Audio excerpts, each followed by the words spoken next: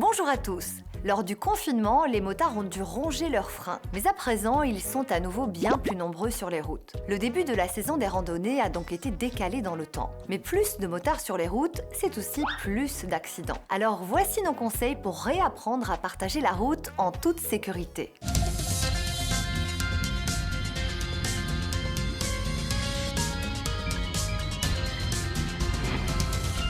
Sur les routes wallonnes, 3 accidents de moto sur 4 se produisent traditionnellement entre le mois d'avril et le mois d'octobre. Avec le confinement suivi d'une reprise du travail, beaucoup de motards n'ont pas roulé ou très peu. Alors si vous êtes dans le cas, avant d'entamer de grandes balades estivales, reprenez la route tout en douceur. Objectif, retrouvez vos sensations et vos réflexes. Entraînez-vous par exemple en conduisant un petit peu plus lentement. Cela vous permettra de mieux sentir le poids de votre moto. Et n'oubliez pas le regard, toujours dirigé dans la direction où vous allez. Voilà pour les conseils si vous roulez seul, et si vous roulez en groupe, voici un petit rappel.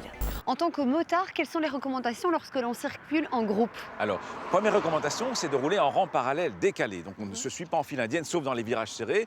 On roule en rang parallèle décalé, ça permet d'avoir une bonne visibilité et ça permet aussi d'avoir de la réserve de freinage. Si jamais tout d'un coup, il faut freiner brusquement, on ne va pas percuter le motard qui est devant soi.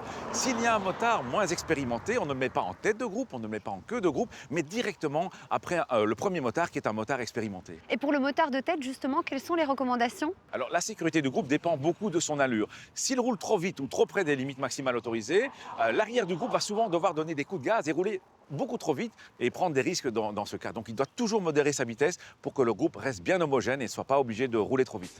Du côté du matériel, si vous avez peu roulé avant d'entamer l'été, un check-up complet de votre moto s'impose. Pensez également à vérifier son état général et plus particulièrement la batterie, le système de freinage ou encore les feux. Obligation pour les motards, toujours circuler les feux allumés. Un check des ampoules est donc essentiel. Attention également à vos pneus. Même sans rouler, ils sont certainement un petit peu dégonflés.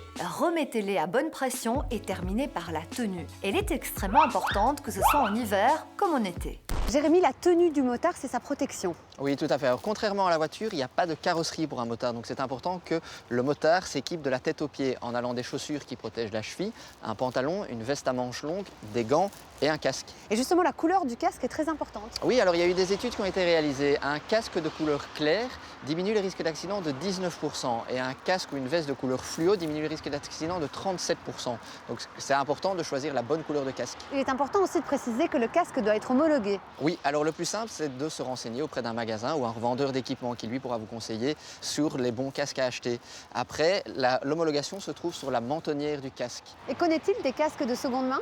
Les casques de seconde main, il y a toujours un risque. C'est important de savoir d'où vient le casque. Mais un casque qui tombe une seule fois, même de votre étagère, est un casque qui n'est plus bon à l'usage. Voilà pour les conseils spécifiques aux motards. Il reste à présent aux autres usagers à réapprendre à partager la route avec les motards. Quelles sont les recommandations pour les motards et pour les automobilistes pour bien partager la route? Alors ce qu'un motard attend principalement d'un automobiliste, c'est tout d'abord d'annoncer correctement ses intentions à temps. Donc s'il doit changer de banc, faire une manœuvre, c'est de mettre ses clignotants quelques secondes avant de commencer celle-ci et pas juste au moment de la faire. Ensuite, c'est de bien regarder partout. Une moto, c'est pas très grand, ça se faufile, donc il faut utiliser ses rétroviseurs, tous ses rétroviseurs, et aussi vider ce qui est dans l'angle mort. Dans l'autre sens, ce qui est important pour les motards, c'est de ne pas surprendre les automobilistes. Par exemple, en dépassant sur des lignes blanches, en passant par des zones assurées ou encore en dépassant via une piste cyclable. Ce sont tous des comportements auxquels l'automobiliste ne s'attend pas de la part d'un motard. En résumé, faites un check complet de votre matériel. Reprenez la route tout en douceur et protégez-vous avec une vraie tenue de motard. Pour les automobilistes, souvenez-vous, vous n'êtes pas tout seul sur la route. Si vous avez des questions, contactez-nous sur les réseaux sociaux. À la semaine prochaine et d'ici là, bonne route!